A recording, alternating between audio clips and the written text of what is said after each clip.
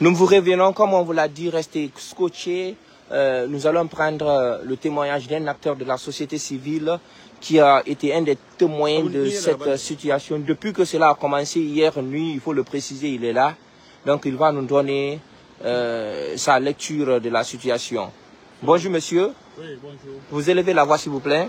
Oui, bonjour. Votre nom c'est Baldé Mamadou Moussa.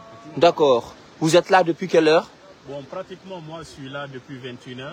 Hier 21h, je suis sur le site.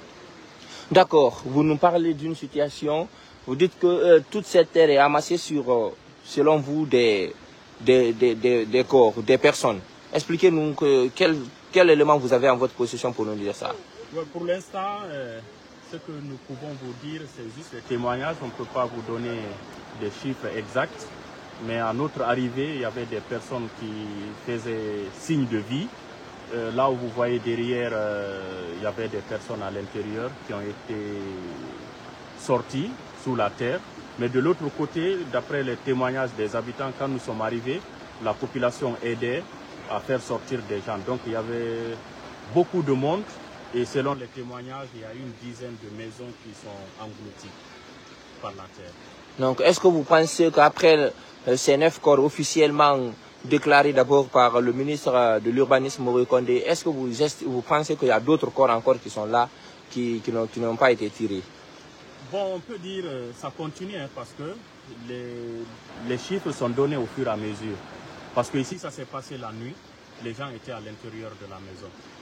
Donc, il y avait plusieurs maisons, donc on continue à fouiller. Au fur et à mesure, dès qu'il y a des nouvelles découvertes, et ça sera annoncé. Nous sommes là, nous travaillons avec l'Angus. Au fur et à mesure, d'abord, l'équipe est en train de recenser ceux qui sont portés disparus. Et à chaque fois qu'il y a découverte, et puis c'est comptabilisé. Merci. Mais quand même, c'est une zone qui était très peuplée, où il y avait assez de gens. Donc on ne peut pas déchiffrer ce qui s'est passé. Vous-même, vous constatez les dégâts.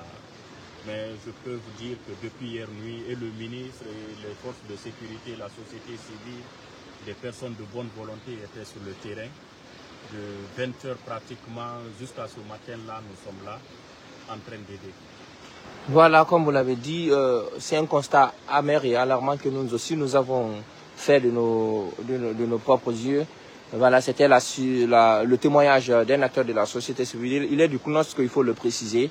Nous allons continuer à recueillir des informations pour vous afin de vous donner la bonne information sur ce glissement des terrains qui est survenu dans cette zone. Voilà. Voilà. Donc, il est fort probable que cette terre que nous filmons à présent, qu'il y ait encore des personnes sous cette terre. Vous l'avez vu. Et d'un moment à l'autre, les opérations de recherche vont continuer. Merci de votre fidélité une fois de plus encore et on vous revient.